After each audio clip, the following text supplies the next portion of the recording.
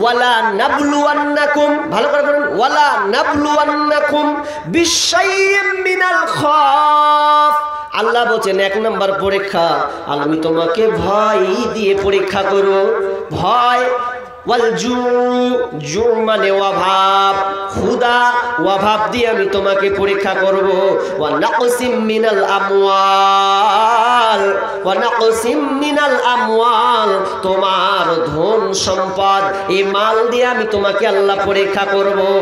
ওয়া নাকসিম আমওয়ালি ওয়া আনফুস, এবং তোমার জান দিয়ে আমি পরীক্ষা করব।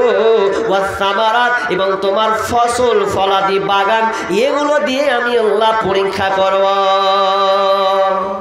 এবারে ভালো করে ধ্যান দিবেন। আপনার এই 5টা জিনিস ধরেন আসতেই পারে, আসবে না কোন মানে নাই, মানুষের উপর আসবে না, আসবে। কখনো মাল, কখনো জান, কখনো ফল বা আপনার চাষাবাদ নিয়ে পরীক্ষা হয় অনেক। এটা 5টার মধ্যে আপনি গণ্ডিতে পড়বেন। তো ছোট্ট করে একটা ছোট্ট করে একটা ঘটনা বলি, তাহলে আপনি এই জিনিসটা ভালো করে বুঝে নেবেন, তাহলে আমাকেও ধৈর্য ধারণ করতে হবে। ইব্রাহিম বিন আদহাম রাস্তা দিয়ে চলছেন, যেতে যেতে একটা পথে বসা, সাইডে গাছতলায় বসা একজন ব্যক্তিকে মন খারাপ, চিন্তিত অবস্থায় দেখছেন, এরকম করে বসে আছে। ইব্রাহিম বিন আদহাম বলছেন, কি ব্যাপার? এইরকম চিন্তায় মগ্ন হয়ে আছেন, মনে হয় কিছু কোনো মুসিবতে, কোনো বিপদে আছেন, কোনো টেনশনে আপনি আছেন। বলছে হ্যাঁ। তো ইব্রাহিম বিন আদহাম বলছেন, ভাই আমি আপনাকে 3টা প্রশ্ন করব, 3টা প্রশ্নের উত্তর দিতে পারবেন? দিবেন কি? বলছেন বলেন, কি আমাকে প্রশ্ন করবেন?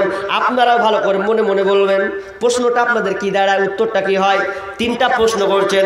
প্রথম প্রশ্ন বলছেন, ভাই বলেন তো, পৃথিবীতে যত কিছু হচ্ছে আর যত কিছু হওয়ার পিছনে আল্লাহর কোনো ইচ্ছা নাই, আল্লাহর ইচ্ছার বাইরে সব কিছু হচ্ছে। উত্তর কি হবে? আল্লাহর ইচ্ছার বাইরে কি সব কিছু হচ্ছে নাকি? তখন এই লোকটা বলছেন, না, আল্লাহর ইচ্ছা নাই আর এটা হচ্ছে, এটা কখনোই হতে পারে না। তাহলে আল্লাহর ইচ্ছার বাইরে যত পৃথিবীতে যতগুলো ঘটছে, এটা কখনো নয়। একটা উত্তর দিলেন। দ্বিতীয় প্রশ্ন, ভাই বলেন তো, আল্লাহ যে আপনাকে রুজি লিখে দিয়েছেন, কতটুকু আপনি খাবেন, এক কথা আপনার রুজি নির্ধারণ করা আছে, এই রুজিটা কি আপনি কোনোদিন বলতে পারবেন কি যে এই রুজিটা কেউ আপনার কেটে দিতে পারবে কে? বলছে না, রুজি এমনই একটা জিনিস, আপনাকে মিলে কথাটা বলে দিই, রুজি কত খাতারনাক। আমি মনে করছি কি খাবরে, না, একজন ফার্সি কবি বলছেন, দো চিজ আদমি রাকাসাত জোরে জোর, দো চিজ আদমি রাকাসাত জোরে জোর, একে আবদানা দেগার খাকে গর। পৃথিবীতে 2টা জিনিস আছে, যেই 2টা জিনিস কোনোদিন ভুলবে না। আমি আপনি যদি ভুলে যাই, ভাই বন্ধু বাপজি আপনাকে বলছে, আমি আপনি যদি ভুলে যাই, এই 2টা জিনিস কিন্তু কোনোদিন ভুলবে না। 1 নাম্বার কি ভুলবে না? আপনার মত।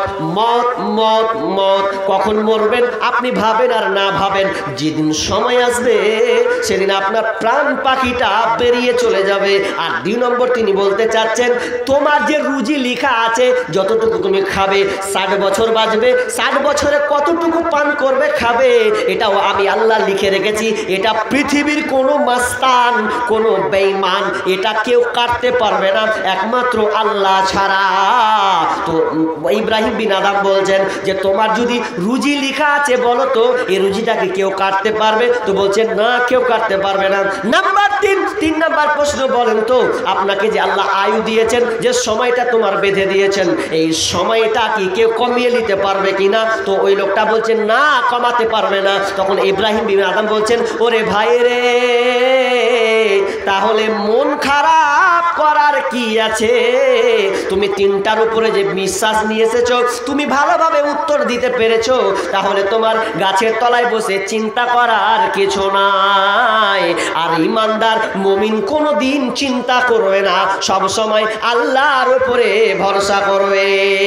পারস্যের এক রাজা একজন আলেমকে ধরেছেন, জেলে ভরে দিয়েছেন, ভরে দিয়ে বলছে, ওই খবরদার ওকে খাবার দিবি না, শুধু রোজ প্রতিদিন 2টা করে রুটি দিবি, রুটির সাইতে লবণ দিবি, রুটি দিবি আর লবণ দিবি, তার পানিও দিবি না, কোনো খাবার ওকে দেওয়া হবে না, শুধু দিতে হবে 2টো রুটি আর লবণ। 2-4 দিন হয়ে গেল, বুঝলেন, 2-4 দিন লবণ আর রুটি খাচ্ছেও। প্রজারা কইছে হ্যাঁ লোকটা কেমন করে টিকা আছে। রাজাকে বলছে রাজা মশাই কাকে ধরেছেন, ই তো রুটি আর লবণ দিয়েছেন, তাও দেখছি শরীর চাঙ্গা হয়ে আছে, ভালো হয়ে আছে। রাজা বলছে চত আর কেরামতটা দেখি গে। কেরামত যে বলছে হ্যাঁ রে ভা, তোকে যে কোনোদিন খাবার দেয় না, রুটি আর এই কি নিয়ে আছো, এই লবণ দিছি, তাও তো শরীরটা পারফেক্ট হয়ে আছে, কি ব্যাপারটা? তখনও আলেমটা বলছে আমার কাছে এমন একটা মন্ত্র আছে, এমন একটা জাদু আছে, এমন একটা ওষুধ আছে, এটা 6টি সংমিশ্রণের ওষুধ, 6টি সংমিশ্রণের ওষুধ, ভালো করে কাজে লাগান, কাজে লাগবে কথাগুলো, খুবই গুরুত্বপূর্ণ কথা। লোকটা বলছে আমার কাছে 6টি সংমিশ্রণ খাবার আছে, রাখেন আচ্ছা হোক রাখেন, লিখে রাখেন পেনটা, সময় আছে কিন্তু।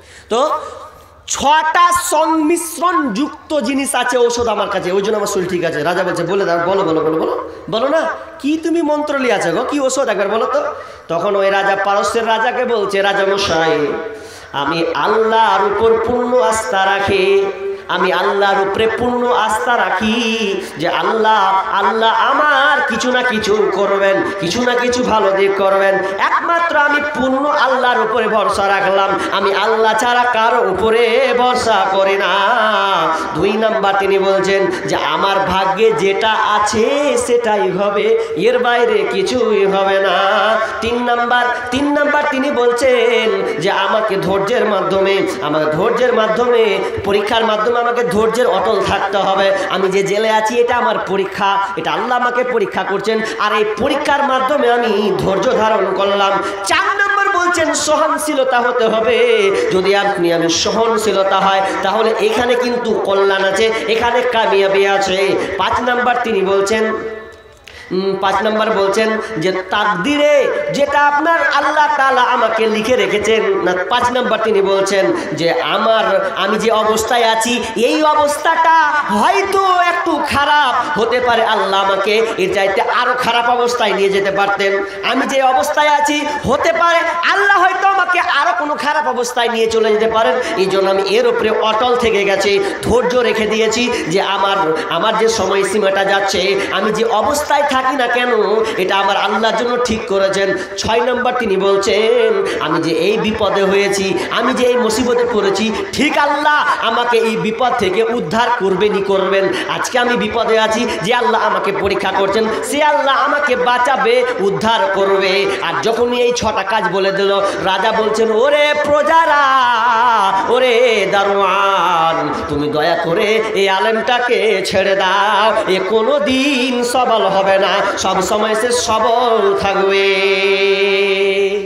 রাজা ছেড়ে দিলে ওকে, এই 6টা কথা শুনে যাক ছেড়ে দিলাম। তাহলে আপনাকে ধৈর্য রাখতে হবে। এবার 5টা পরীক্ষাটা গুণাচ্ছি দেখেন, আর গুরুত্বপূর্ণ একটা দিকে যেতে হবে। তো 5টা জিনিস কি বলা, নাবলুওয়ান্নাকুম বিশাইইম মিনাল খাউফ। 1 নম্বর আল্লাহ বলছেন খৌফ, ভয়। আল্লাহ বলছেন তোমাকে ভয় দিয়ে আমি পরীক্ষা করব রে। তোমার দুনিয়াতে যত রকমের ভয়, ভারতবর্ষে এখন দেখেন মুসলিম আর হিন্দু নিয়ে একটা দাঙ্গা, বাংলাদেশ আর ভারত নিয়ে একটা দাঙ্গা শুরু হয়ে গেছে।